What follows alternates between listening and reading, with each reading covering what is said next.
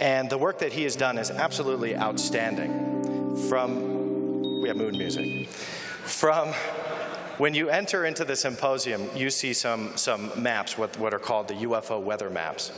And our next speaker, Steve REICHMUTH, has actually compiled all the data from the content management system and the CMS system that MUFON has initiated, along with all of the National UFO Reporting Center data collected by Peter Davenport. And he has collected all this data and made these maps for all of us to see the sightings across the nation. You can see large pockets of sightings in large cities. The work that he has done is outstanding. And he does this, I thought it was done by software, where he plugs in dates and times and locations, and it spits out a map. What I just found out was he does this all by hand. All that was done by our next speaker, Steve REICHMUTH, all by hand. So please let me welcome to the stage to better explain all the data he has collected, Mr. Steve REICHMUTH.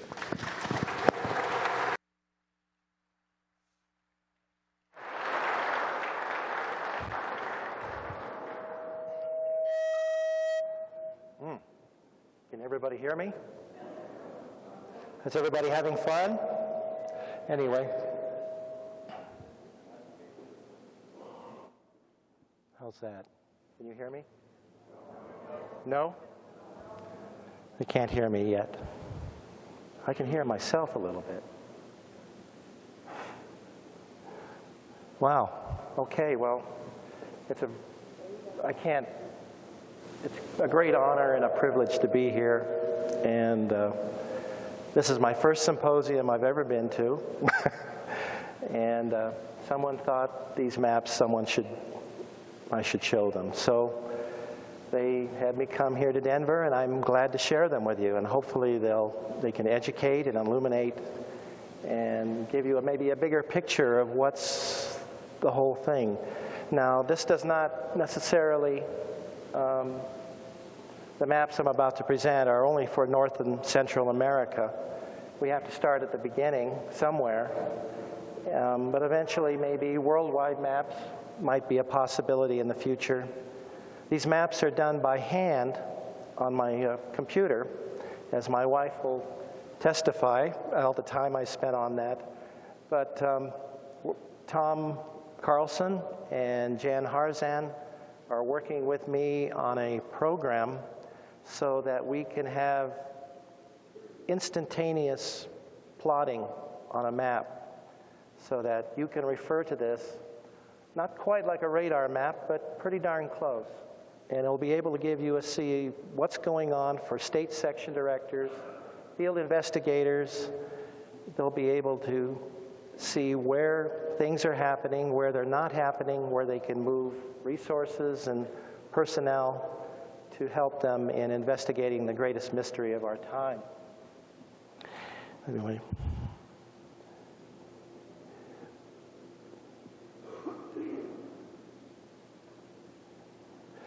These maps are through the kind cooperation of Peter Davenport and MUFON, the Mutual UFO Network, CMS, and then Peter Davenport's site. Whenever he publishes his sightings, sometimes every month, whenever it is, we plot these. And it was just a simple experiment.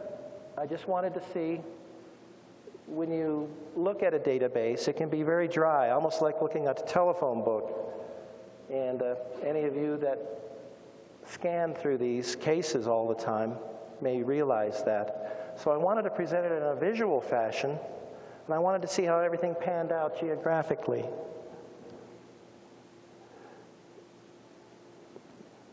Anyway, I guess I got into MUFON not too long ago, just a few years ago. I've worked in the dental field. Actually, I've been in that for about 30 years. And at a certain time in my life, I kind of wanted to dedicate more of it to this UFO problem. I've been interested in it all my life. I've been a pessimist or a skeptic, and also maybe a believer, back and forth.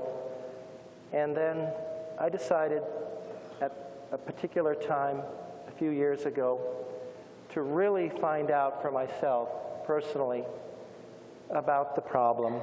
I wanted to talk to the witnesses, see in their eyes what they were seeing, look at them, talk with them, read their body language, and just get to know them. This is really a very human scientific endeavor we're trying to do. We don't have a lot of scientific instruments. Basically, we have the subjective opinions of our witnesses to go by. These are our instruments. And so as a result, we're going to have some interesting comments, I hope, during this discussion. Go to the next. This was one of the first early maps I did. I started in, I think in June. The colors and everything are kind of, we decided at this point it was just the NORFAC database. But as time went along, we started to get a little more sophisticated. I wanted to add, at this time, the MUFON CMS database was not up yet. At this time, shortly after that, it was. So I immediately incorporated it. Now this, to give you an idea, when we're looking at the maps in a few minutes, this shows you the population density of the United States, at least the 48 states, county by county. These are all the counties. The darker colors show the more populated, heavily populated areas. So it gives you an idea of where people live, where they're spread out, where they're living and where they're not living. California, but a look around Ohio, Michigan, all through the New England, down south to Florida, and then along the coast, predominantly along the coast. So with that in mind, this was the first map I came up with. This was for July. And as you can see, June and July, there was a lot of activity around Vancouver, Washington, Gresham, Oregon. This was the area where Keith Arnold had his famous sighting in 1947. Up in the, this is in this area up here. That's where also a very interesting elk abduction case occurred, where forestry workers picked up, or actually witnessed, an elk literally being lifted out into the air and taken away. And in July, there were actually over 600 raw sightings from both databases. There were 3 entity cases from these databases. There was the Stockton area, California, Williston, North Dakota, and Independence, Missouri. There were 3 entity sightings. The Stockton one I actually investigated myself. There was an entity that appeared, a female hybrid, in a woman's bedroom next to her bed. And then there were 3 landing cases, Chapel Hill, North Carolina, and then St. Catharines, Ontario, up here, and then one down in Loosedale, Mississippi, down there. It's maybe a coincidence, but along here, that longitude is 79 degrees, 15 minutes. It happens to be those two, the Chapel Hill and the St. Catharines, are all on the same longitude. Maybe it's a coincidence, maybe not. But at the same time, there was a buildup of activity around Cleveland, Ohio, right there. And this is something to note for the near future. They were reporting red glowing orbs and objects. And suddenly you were starting to see with these maps accumulations of clusters of objects where they seem to be maybe working together. Southern California is always very busy. Northern California is fairly quiet. Seattle, in that area, and Northern Oregon, always busy. Usually around Houston, Florida, and then the whole East Coast, usually around New Jersey, Eastern Pennsylvania, New York, Hudson Valley. My dot is right there on where Hudson Valley is right now. I have to keep an eye on that, so watch how that develops.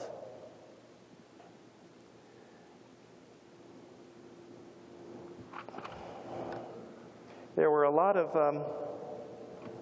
let me see, we can't see it, but down here, there was a fishing expedition, and I think I talked with the state section director for Florida last night. She mentioned that. That's the plot for it. That showed up. And there have been triangle sightings up and down the Central Valley of California. But these are not necessarily large triangles. These are small objects about the size of a car, doing some amazing aerobatics along the Highway 5 interstate. Yeah, here's a close-up of the of July. It's the entity sighting in Stockton. See the activity up north. And then the blue symbols represent MUFON. The red symbols represent NORFAC. These here are triangle sightings. These here are other objects. These red dots are just anomalous lights. That's a disk. So you can see there's a variety. And maybe more triangles than maybe you might imagine. The E represents an entity. There's another disk sighting. Two triangles, each from the same data, different databases, two independent reports, both reporting a triangle. Up here in north, this is in Colorado. Here's the East Coast. Here's the same thing we were talking about. Here's the landings. Chapel Hill, North Carolina.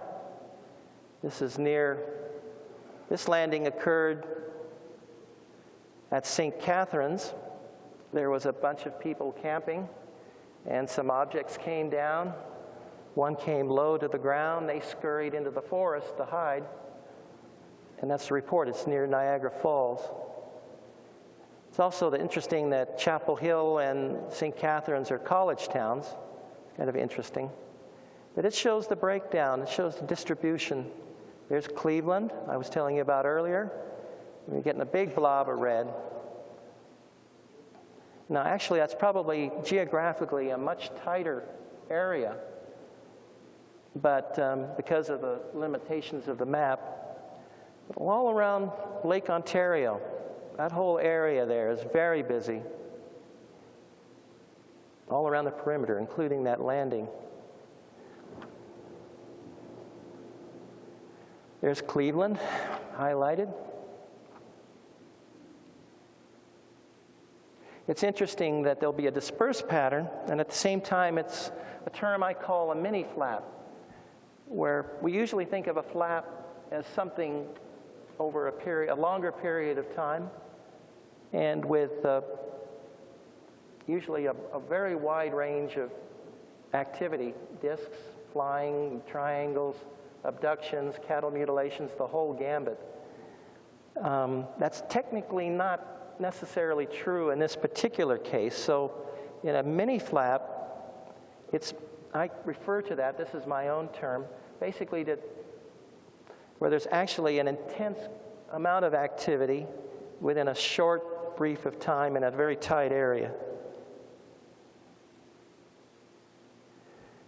Now, this is August. The total number of UFOs actually dropped by about half. Notable were a number of large triangle sightings, all within a period of 1 week, up around Eugene, Oregon, right up in here, along a valley. And there was one, I think, from MUFON, maybe, and then there were a number of them from Norfolk. I thought that was very interesting. There seemed to be an odd shift, too. Notice suddenly there's a predominance of sightings in Northern California, but actually, and it's usually relatively quiet, at least in comparison to previous months, in Southern California. Now, that's highly unusual. When I first started this, I thought maybe they were flip-flopping back and forth between north and south, but that doesn't seem to be the case. It seems to be predominantly, there's always the dominance of sightings in the south and in the north. This is actually unusual.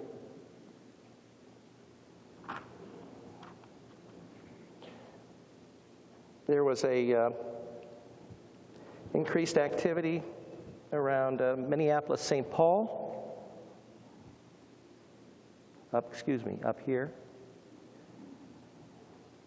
Hudson Valley, New York, New England, down in Monterrey, Mexico. There was a sighting. There was one in Puerto Rico, a large triangle.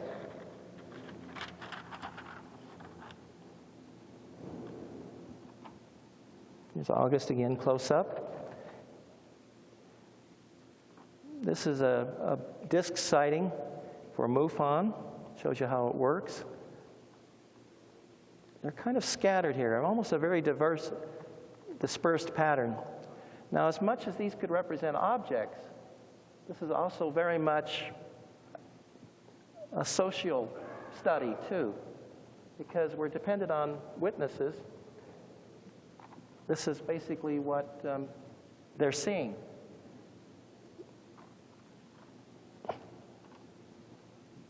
Some highlighted areas, the triangle areas, where there was that intense activity in August, and then the Bay Area, San Francisco Bay Area. This is September. This was a very interesting month. We had an interesting thing happen. There was a Minotaur missile launch from Vandenberg Air Force Base down here. And as a result of that, we had an interesting way, a kind of a baseline to compare, because we had a known object. And we wanted to see, we were able to see, not wanted to see, but were able to see how people were reporting what they were seeing of something that we actually knew what it was. And using that as a comparison with things that maybe were less known. But the main thing, the dramatic thing, there's an increase. Cleveland, Ohio has dropped, but now the red objects, the same descriptions, are all beginning to accumulate around Chicago, Illinois, in an area called Tinley Park. This was very interesting. It's kind of diminishing a little bit in Seattle, Florida, but this is here, here, and here. There was the Minotaur missile launch, which was very interesting. Alberta, Canada. It doesn't seem like much is going on up there, but that's such a desolate area. To have that many reports, it's very interesting. There's going to be some entity sightings later on. One of them was for an 8-hour siege at somebody's house or cabin, and it was a pretty frightening night. That was later on up there in that area. Here it is in the east, showing, you can see in your states, many of you state directors, you can see how your things, there was a, there.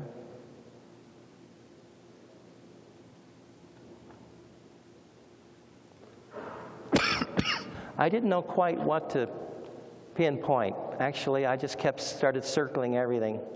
Very busy month, September. Kind of contrast. There was only half as many in August. There was about 600 total sightings between the both databases in July. It dropped to half of that in August, and then it was back up to almost 600 again in September. These areas, particularly this area of Texas, is always active.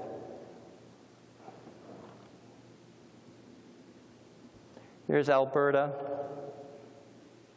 There's a MUFON sighting. You can see numbers. At this time, I started making notes about the dates. And if there were objects all on the same date in the same area, I made a highlight of that. Seattle.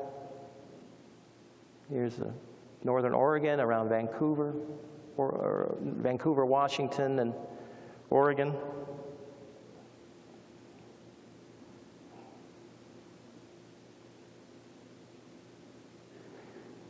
Now, this is the thing that caused a big flap, I guess, but a human flap as far as witness sightings. This is the Minotaur launch. This is the actual launch on September 22nd. And they've done many of these, but what was unusual about this one was it was at dusk. It was at sunset. The sun had just gone down, and so it made for a very spectacular launch. This was a military payload. They were testing a couple of mini satellites. This is actually a converted Minuteman missile used to put small payloads into orbit. And this is in Southern California. This is what people were seeing. This is actually what they were seeing. This is as it's climbing out. This is a time-lapse picture because you can see that's planet there. You can guess what planet that is. It's our old friend Venus, right there. It seems probably appropriate that Venus should be in a UFO lecture. So that gives you an idea of what's going on. Here's another photograph of the staging. Very spectacular. They announce these on the internet, and we take those into account in northern and southern California when they're doing their launches so that we can account for that in our, what people are reporting. Here's another photograph as it's climbing out. Now here's see these IFOs, all 22, all September 22nd. These are all as a result of Northern California, Southern California, of course. Vandenberg is right there at Lompoc, but also in Arizona, also New Mexico. The farthest away sighting was in Colorado, at Rifle, Colorado. There was a report even of this object climbing out. Yeah, down here in New Mexico. So it makes you wonder if something was really wanted to be conspicuous and the conditions were right. But some of the reports coming into the databases, now Peter often gets many hoaxes, and he spends a considerable amount of time filtering through these. This is why there's sometimes a lag time between the time he gets them and he posts them on the internet. And he filters those out. As many as 50% could be hoaxes from teenagers and things who think they're... But what this means is people were reporting in. One reported that it was the War of the Worlds. The Tom Cruise movie had just came out. Several reported triangle sightings, of all things. You know, that object you saw climbing out, did that look like a triangle to you? I don't think so. But that was just some of the things. Other people, and actually about maybe 50% of them, actually reported a bright, brilliant object, which indeed it was. So that gives us an idea of maybe a test of what people are reporting and maybe the level of sincerity or their level of skill and observation, whatever. Nothing is quite exact in this, unfortunately. It's a kind of a feel. But you get a kind of a situational awareness from that. Here's a last picture of it climbing out. These are two military people watching it at Vandenberg. And I guess the next month, this is October. Look at there. It's still building. This is around Tinley Park. And there was over 40 to 50 sightings, all independent sightings of the same thing. I don't know what's going on. But interesting, look how, at the same time, Seattle, it's deserted. Did everybody fly the coop for Chicago? Does this indicate perhaps there's a limited number of spacecraft available to them? I don't know. It's just a lot of guesses. I hate guesses, but maybe theories. But here's a more close-up. The usual activity in northern and southern California, up along the valley. But Seattle is deserted, practically. Interesting, this is a very desolate area, very unpopulated area up around Montana. This is where the Minuteman missile bases are, up around that area. But look at Chicago. Actually, it's a much tighter area. It's a few miles west of Chicago, a place called Tinley Park, in the suburbs around there, all reporting red lights, objects, anomalous objects, just like the ones earlier up here in Cleveland. But now they've all congregated over here. Now, one interesting thing that was going on at that time, and it probably has no relation, is the World Series was going on.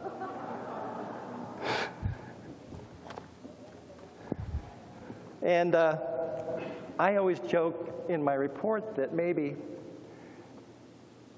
that some hybrid overheard a conversation, and they said that the Chicago White Sox, it was an astronomical event that since 1919, since the last time they had showed up, so they thought maybe they better check it out. But the opposing team in Houston, there's a landing, but fairly quiet. So apparently, I think the ETs were Chicago White Sox fans in the relation to. So isn't that interesting? They'll all congregate like that. Now that'll disappear in a few short months.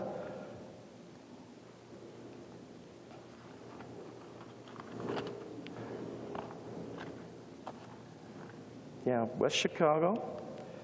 Seattle was quiet. It's just interesting to think that possibly could they have even if, let's say, 10 or 20% of these were actual craft, does that indicate possibly they have a limit or a certain limited number of craft to perform their tasks, whatever it is, abductions, reconnaissance, material, collecting cattle mutilations, whatever they're up to.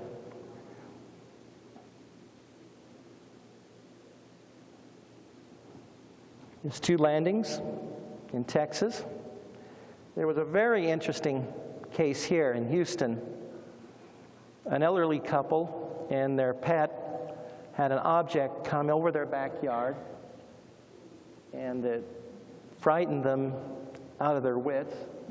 They were too afraid to go out in the morning. When they came out in the morning, their swimming pool the water level was 6 inches lower. That was on a Norfolk report. That was very interesting.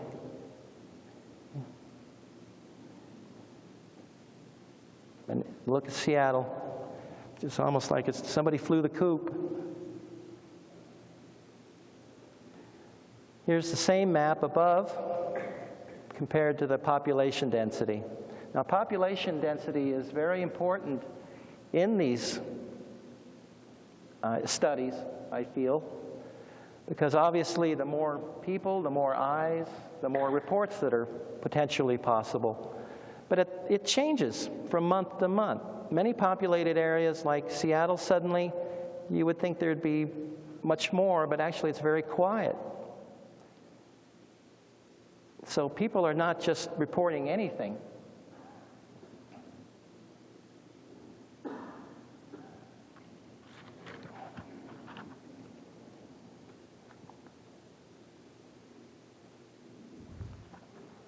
Oh, excuse me a minute.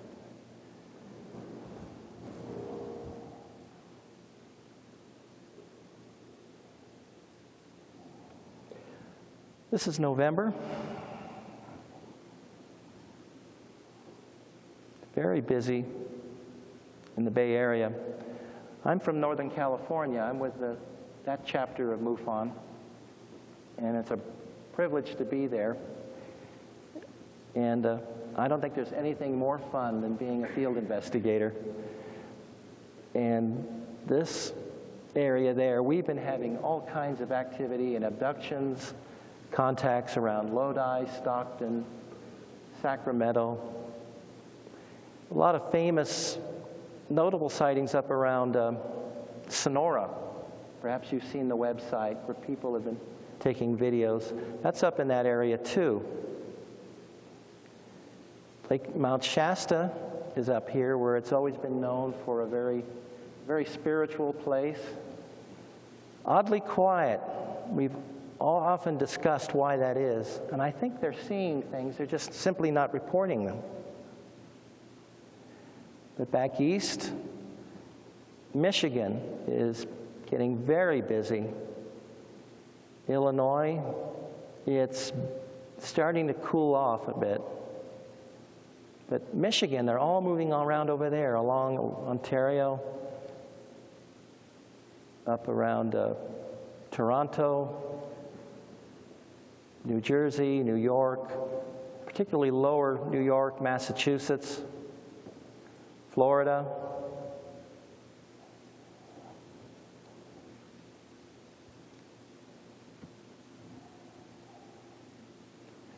Now, what was very interesting, and one of the things these maps can point out, is suddenly you'll see coincidences. Particularly notable is right here, Eglin Air Force Base. There were some 20 to 25 sightings, all independent, all on the same night, November 7th. What's going on? Some sort of activity, and reports were coming in of all descriptions: discs, lights, triangles, no entity reports. Also, Gulf Breeze is around this area. I know that's a name you're quite familiar with. Yes. Illinois, Michigan, very active. I guess I should say New England too. I don't mean to leave them out. It's almost like this is just a normal average month for them. It's quite busy, particularly around New York, around this area. There's Hudson Valley, Massachusetts, Connecticut, but also along the Ohio River, Mississippi. This is around, there was an interesting train collision in 2003 that's only been reported in the last few months between a coal train and a UFO, and that was in this area here. This particular area seems to be active too, all along the Appalachian Range, up here around northern Georgia. Here we are again, Eglin Air Force Base, Pensacola, Gulf Breeze, all around there. Within a period of 2-3 hours, a significant number of sightings, all on the same date. I've never had that so far in the time I've been plotting, where there's been so many, all on one day. Maybe a date to remember.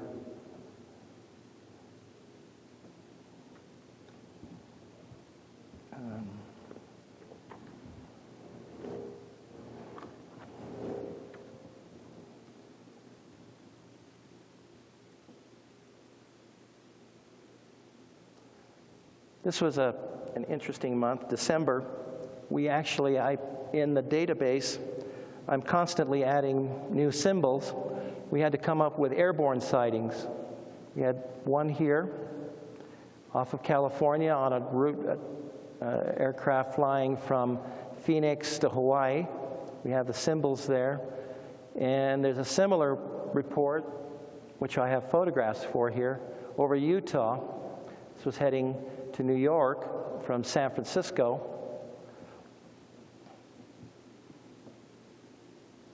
Here they are in close-up. We had these two to make new symbols. These are always very interesting. These were not pilot reports. These were only passengers.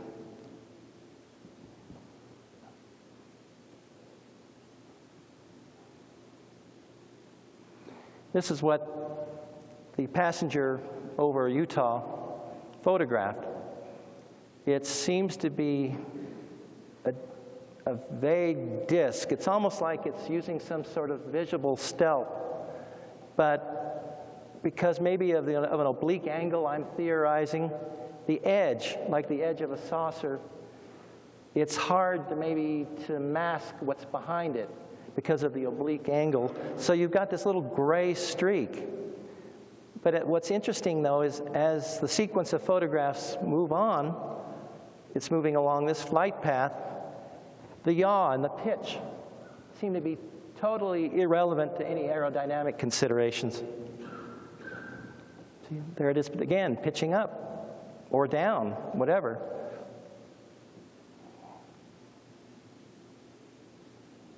Here's a more close-up of it.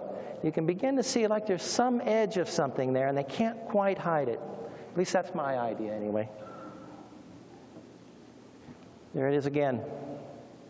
This is what the passenger took with his digital photo camera out of the passenger window.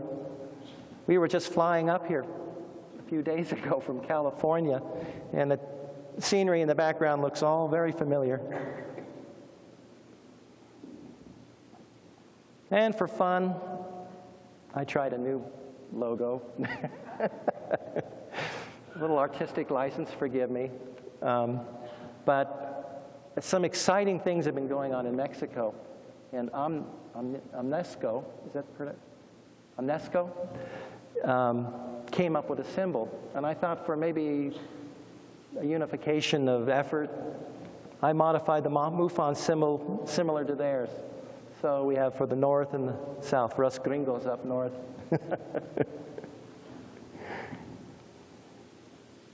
Let's see, which month is this? I'm getting into it and I can't even remember. This is January. Yeah, I'm starting to, this was a fairly quiet month. And I could understand why, possibly. It's, a lot of the eyes, our sensors, are basically, it's cold outside. Interesting is, look along here. Many of the reports have moved to the south.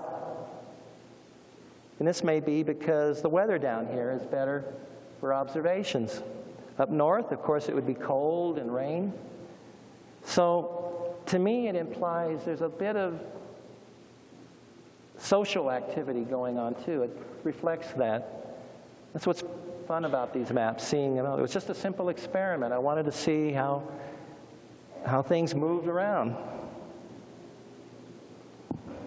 Now, there was an entity sighting. This is the one I mentioned earlier.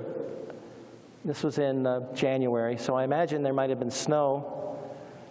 There was an 8-hour siege. Apparently, they saw a gray entity in their driveway. A couple had apparently a frightening experience. There's a similar one down in Montana. There's a question mark next to it because I'm not sure of its credibility yet. So I just put that out for people to check.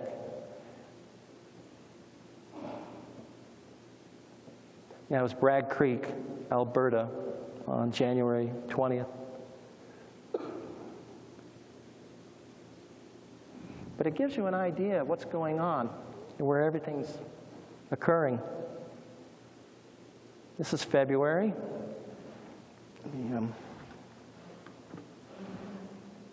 Excuse me.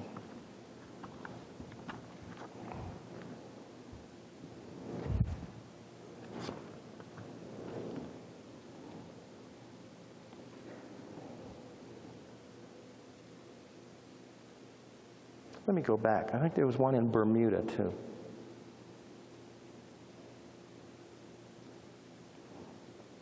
I think if I can't see it, but I think there was a sighting. Maybe not, I can't tell. Let me move ahead.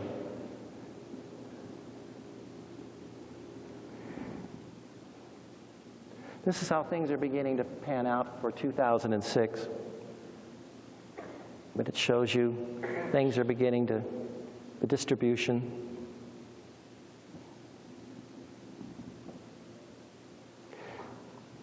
There were 2 more airborne sightings. This one actually was a very good report by the first officer of an airplane at 34,000 feet, aircraft flying from New York, a half hour out from heading for Kansas. We can put all this on the map. There was another one. This was a passenger the next day. This was on the 22nd. This was on the 23rd. This passenger here was a witness. It was heading south. There were no photographs taken.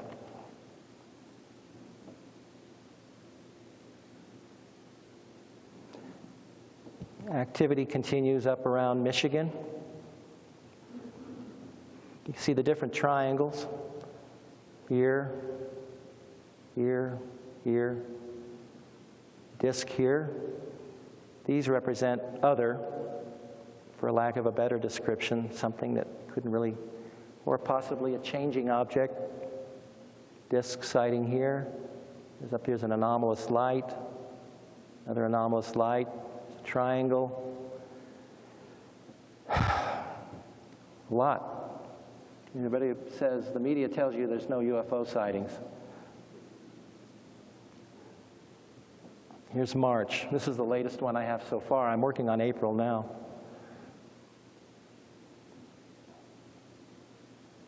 Let's see if I have my notes.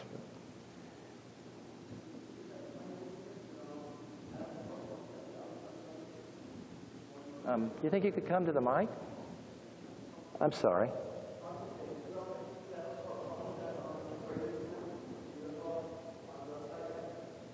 Oh, yes. Yes, he has. Yes, it was on his highlights on his front page. The gentleman's referring to the coal train incident that occurred in Kentucky. A UFO lost power. The train lost power. It was a long coal train. The inertia kept rolling for about another mile or two. Went around a bend, and the upper cab collided with something hovering over the track. And then it, basically, there's photographs of that part at least, of the damage to the front of the train. Whatever it was, the object moved up over the top, and the rest of the locomotive in front was untouched. But the second and third car was totally crushed by something quite massive. And they rolled to a stop. They were able to get power back, and the dispatcher told them to move to Paintsville, Kentucky. And they did that. When they showed up, this was about 1 in the morning. When they showed up about 3 in the morning, there were, for lack of a better description, government people there waiting. In a short period of time, they took the 2 damaged cars and took them away and put them under covers off on the side tracks. And then they were interrogated, given drug tests, told not to talk about it, of course, for interests of national security. And the conductor refused to talk with them. They confiscated his cell phone because he first wanted to talk to his bosses first, very understandably. And in that case, eventually they were told to move on, minus the 2 cars that were damaged. They could still roll. And they went on to their destination about 10 or 15 miles ahead. There they were met by the company bosses, and they talked with them further. They had an 8-hour rest, and on the trip back on the same route, everything was cleaned up, of course. It was all gone. They were told to keep secret about it. This occurred in 2003, but they're starting to talk about it now. And a report at NORFAC showed up about 1 or 2 months ago, and it's been highlighted on his webpage. So a little plug for Peter's great site. And we have a photograph of the locomotive. The edge of the top ridge of the window has been crumpled in, and the front window has been shattered and blown out. And there's no photographs of the locomotive. So that's what's referring to that, a very interesting case. One of the things I do for this, our Northern California group, is I read all the reports from both CMS and NORFAC, and then I give a little heads up to my bosses and stuff. Ruben sometimes calls me his intel officer and stuff, so kind of an honor. I don't know. I'll try to do my best. I don't know how good I am, but if we can get them. Anyway. This month also, I had to create another new symbol, our first cattle mutilation. This was in Chiraco, New Mexico, actually right among the telescope, the radio telescope array, right in among them. Several MUFON investigators discovered it and made a report. That's why it's in blue. Occurred on the 22nd. Classic cattle mutilation. Ironically, how SETI is looking for evidence. They're looking up, and they maybe should have looked down on the ground.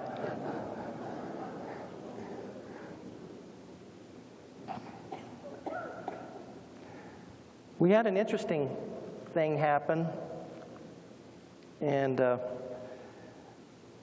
actually we had 2 individuals who were actually creating hoaxes of flying saucers or discs around this area, around Orange County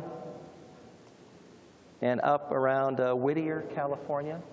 Remember, that's where Richard Nixon was born. I don't know. They seem to like to pull things. Anyway, around this area. Now, what I included, and I've started to include it since these great articles in the MUFON Journal, are the Minuteman missile silo areas. This is Vandenberg. There's technically not really missiles there, but they do their training there. They do their test launches to maintain their proficiencies. This is the one up there where a lot of that was occurring. But I have a lot of IFOs, or hoaxes, marked in there.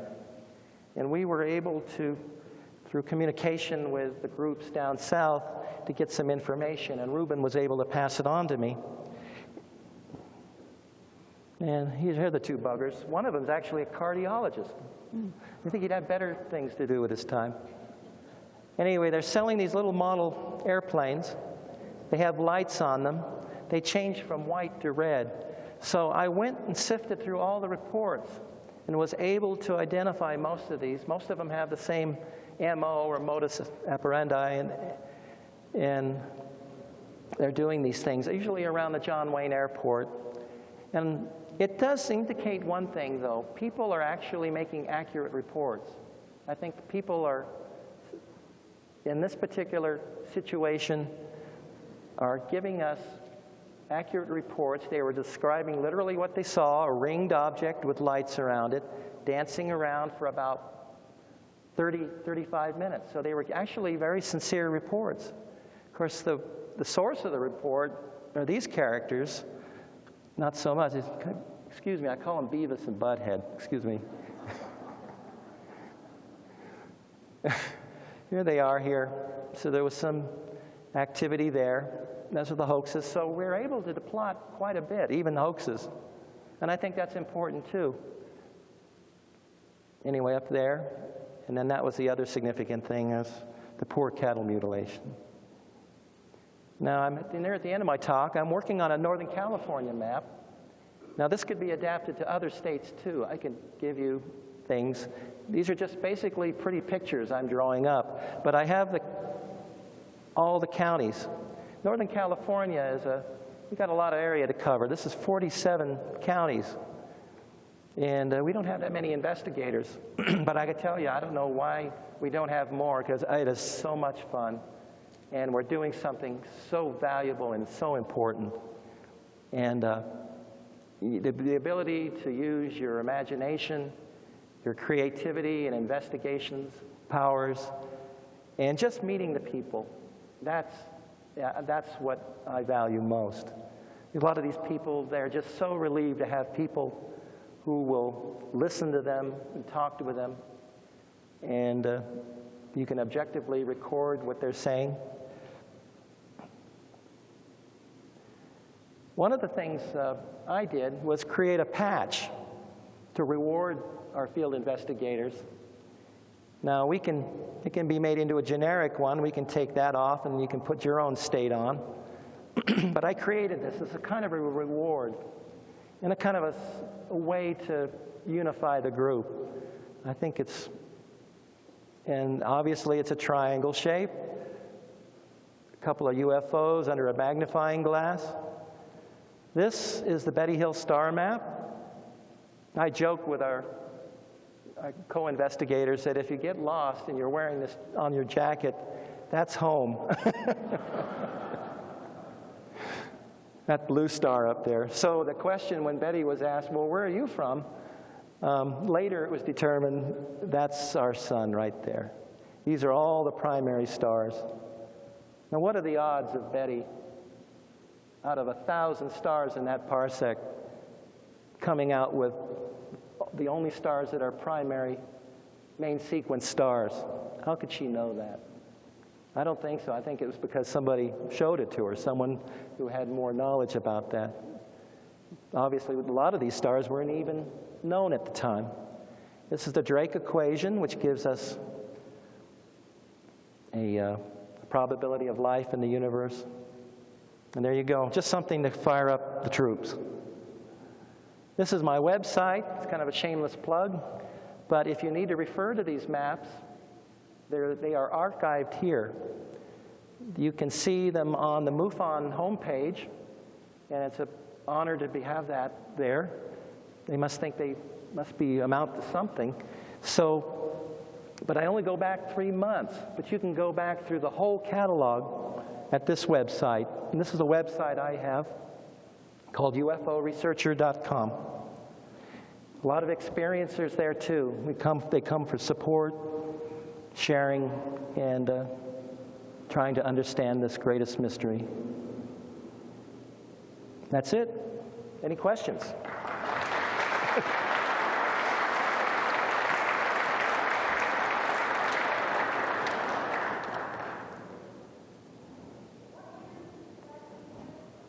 Only recently, last May, 2005. I plan to do it, well, as long as I can.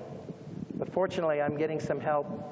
I just sort of thought it up and did it. But the programmers are catching up with me, and they're going to get it computerized. And if anything, at least me and my wife can spend some more time together. Any other questions? Yes, about the sharp drop-off in sightings in the Seattle and Portland area in October 2005, and it seemed to continue to be at a lower level through November, December. That's when the rains hit heavily in the Northwest this last year.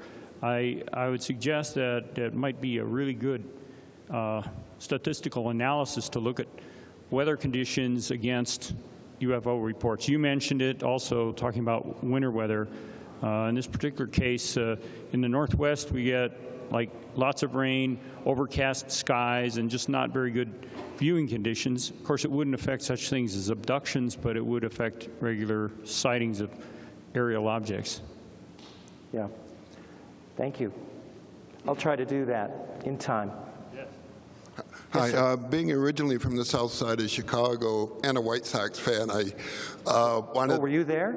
No, unfortunately, but I was interested in all the sightings that were going on in the suburbs around there, and one thing I noticed was the close proximity of both Argonne National Laboratories and the Fermilab National Accelerator, where supposedly they're making antimatter just to the northwest of Tinley Park and Orland Park, and where many of these sightings took place. So it'd be interesting to correlate if there was any experiments going on at the time.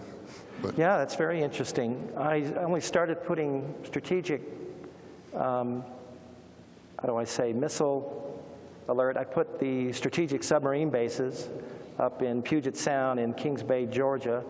There's two, they don't call it Strategic Air Command anymore. It's the classic name, but they do have two bases where there is a nuclear alert for aircraft, a B-2 and B-52s.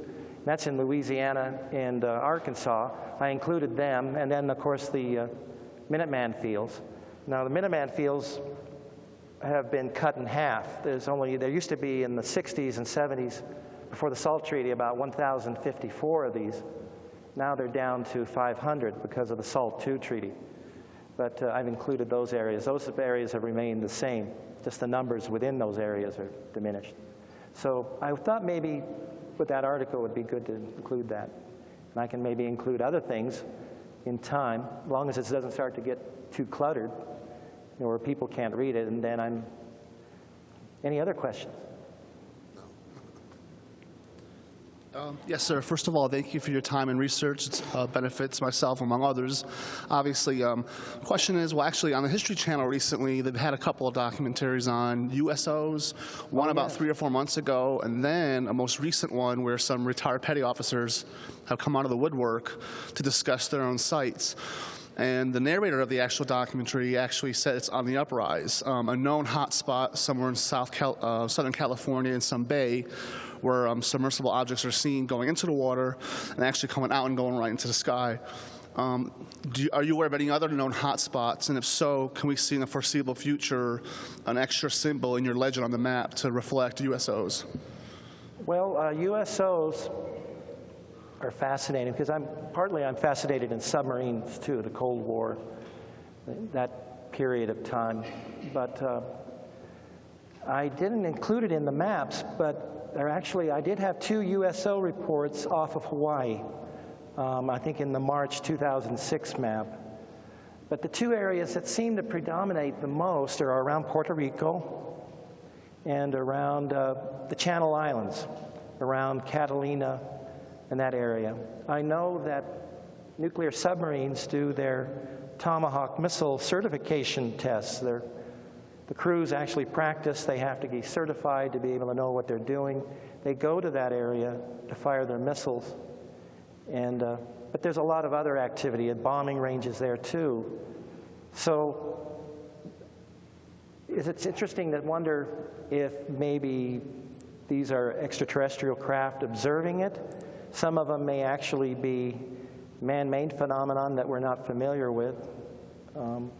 Also in relation to USOs, there's been a remarkable revolution in drones, unmanned aircraft. Some of these can actually be launched from underwater and broach the surface, fly around. They can be controlled remotely by the submarine and with a satellite link, and then they can actually return to the submarine, submerge, and then they have an ROV that'll recover it. This is brand new, and it's amazing some of the things that are going on that investigators probably need to be up to date with. Many of them probably are. I'm among a marvelous group of people here, and I'm sure they know more about it than I do. Thank you, sir. You're welcome. One thing I forgot to include, and I think it's important, is I think the work of Larry Hatch.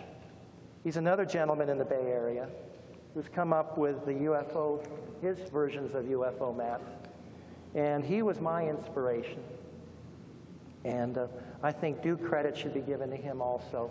I don't think he's here, but his maps show internationally all over the world. But in his case, what motivated me to do mine was he had a total smattering of just whiteout of dots. and you couldn't really determine or see any movement month to month. So I'll try to get something more timely. So I just wanted to bring that up too before my time is up. I have 9 minutes remaining. Yes. Okay. First of all, what a good thing you've done here to provide this. It's really great. Thank you. It's really a new way to look at things, to have this visual overview of where the sighting reports are coming from. I really like it. And Thank you. so kind of a two-part question. Have you considered including Alaska and Hawaii? Alaska and Hawaii are in there, at least the bottom end of Alaska. Hawaii is included. It's in the corner, the far left corner of the map. I just didn't pick those up. In time, you know, I want to walk before we run. Yeah. And it takes a long time. I'm plotting these by hand. I don't have a program, but Tom Carlson and Jan Harzan are Tom is working on it as we speak, actually, probably in Southern California. And the exciting thing about this, it won't be monthly, and it won't be when my health is up to kind of get this. Usually it takes about a week or so to get one of these out, and it has to be checked. Often there's, for example, on the NUFORC web sources, there's no zip codes. So if you get 3 towns with the same name in Pennsylvania, there could be a bit of a problem. So you have to read every report, and if they make a reference to a highway or something, then we've got something we can pinpoint. And when I do that, I use MapQuest, and I plot everyone by hand and do that. But now we're working on a program where it'll basically be real time. When it shows up on MUFON CMS, it'll show up on a map instantaneously. It's almost not quite radar, but at least the best we can do. Now, this doesn't necessarily mean these are UFOs. These are just people reporting something. But that's where you go and check it out. That's really great. It's all fantastic. We're trying to do something to help all you guys. And secondly, I appreciate that your plate is very full right now, but I'm wondering if in the future, how you'd feel about, or if you'd consider reaching out, contacting, say, Brian Vike, our neighbor to the north, who receives a lot of UFO reports from Canada, to kind of get more of a broader view of our continent. I'm very aware of what you think about that in the future. Reports from Canada. I'm basically using these 2 sources for the database, NUFORC and MUFON. And I've been very conscious that there's a considerable amount of activity going in Canada and in Mexico. Right. And in time, we've talked about that, and we'd like to incorporate those in the future to give a more comprehensive picture. Okay. Well, thank you, and more power to you. Well, thank you. Yes. Yes, sir. Just a couple short questions. Number one, have you seen any correlation between natural disasters, for example, Katrina, and sightings? Yes. Yes, I did. I thank you for bringing that up. I can't go back to the map necessarily, but during the aftermath of Katrina, around Mississippi and Louisiana, there was a sudden drop-off. It was sort of wiped out. There were no reports at all. But it's interesting, reports were still coming in the northern parts of those states, even despite all the tragedy and the damage there. That was one example I noticed. That may have been just communication or something, communication problems or something. Perhaps. Interesting. And also, is there a way of correlating where the Goodyear blimp is in relationship to World Series? Was it out at that time? Because I know that sometimes people think that that's kind of an odd thing. It's not too often seen. Well, I can tell you from personal experience a case I did about the blimps, but that is something maybe we can find out and track. That's a good idea. That's going to be constantly moving, but doesn't sound impossible. We'll just have to find a source. That might have to be, my main role, I feel, is just an alert. A lot of these could be hoaxes, too. We don't know what they are. I'm basically illuminating these areas for them, for the local investigators to check out. This is something maybe you should look into, or something to ignore. And if there's something I already know, I find out it's a hoax, I'll include that. And sometimes with a question mark, implying that I'm not really sure, but just check it out. Thank you. That's a good idea. I know there was a case in Dublin, California I investigated. It was a remarkable case of a woman that saw an object over hovering low over a car dealership. And she sat and watched it for 4 or 5 minutes, which is a long time. And when she tried to take a picture of it with her cell phone, it flew away. But it was right at the major intersection of 2 freeways, within maybe 100 feet. And how she was the only one that saw it. And of course, you know, if any of you have been to a car dealership, they're ready to pounce on you as soon as you come on. So they must have had eyes. If they were, of course, maybe they were looking out instead of directly above them. But this thing was only maybe 150 feet over their heads, according to the witness. And it flew away. We had a police forensic drawing done of it. And it's interesting that in the Stockton abduction case I mentioned, or not, actually it was not an abduction, we don't know that, excuse me, but it was an entity sighting. The witnesses, remarkably, we showed them at the end of the interview, Ruben did, the police drawing, and their jaws dropped. That was the exact same object that they had seen months later. But one of the things everybody was saying was that this was a Saturn blimp. And we did be able to check with radar reports and logs, and when I got to talk to the pilots, they were very friendly and very welcome to our questions. They said they get UFO reports all the time, wherever they go. Usually they're going to a certain area to cover a football game or something. And we did a check, and at 6:45, the blimp transponder showed it was farther away. It was about 8 to 10 miles away from where the witness was. So whatever she saw, one thing in her favor was we know it wasn't a blimp, even though that we know for sure the blimp was flying that night. Okay. Thank you. Yeah. I have 1 minute left. I'll try to be quicker. I'm sorry. I have a question, and then after your answer, I'll give a comment. But the question is about radar. You brought it up a moment ago. Do you receive radar reports of blips or recorded sightings on radar? And do you plan to plot those on your map? I don't think so. Right now, I'm just taking them right from the 2 databases.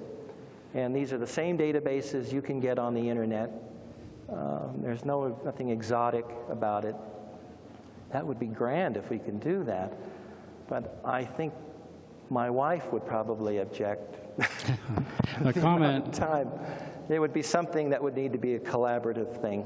But you never know. I'm here to serve everybody and to try to provide maybe with some useful tool. And I'm here to perhaps something that we can be worked out in the future. This could be only the beginning of something. My comment real quick is I had a sighting in western Colorado, and after a very frustrating search of radar evidence, I was told that the airspace was monitored by Denver and only 10,000 feet or higher, and I was wondering if that is the case, and I can't imagine why they don't monitor below 10,000 feet. I don't know that. Thank you. Yes, real quickly. It's just a yes or no. I wondered if, with respect to, excuse me, population density, you made any distinction between whether the reports were from locals or people traveling, particularly in the summer. Most of them seem to be local. Occasionally, I noticed on CMS particularly, reports will be by people who are also traveling. They maybe have a residence in New York, but their sighting was in Pennsylvania. In that case, I always plot the object where it occurred and the time of the event, not the time of the report. So if they were originally from, let's say, Alaska and they're in Pennsylvania, I'll plot it in Pennsylvania, wherever the object was. Does that answer help your question at all?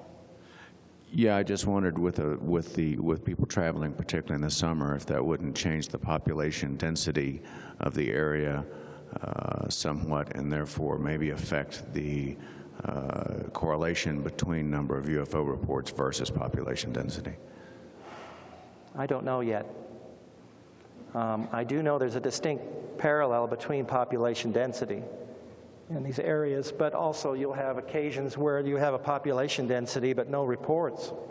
For example, is Seattle that one month, where it's a very populated area, and consistently month to month there are a lot of sightings. But that one particular month where everybody had, or apparently there was a tremendous amount of sightings around Chicago, that was an example of a population area where it was remarkably quiet that particular month.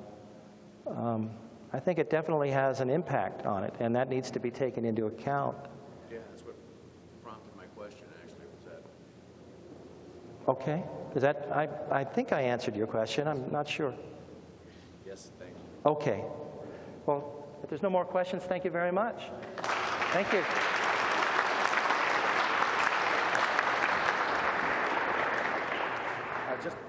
Just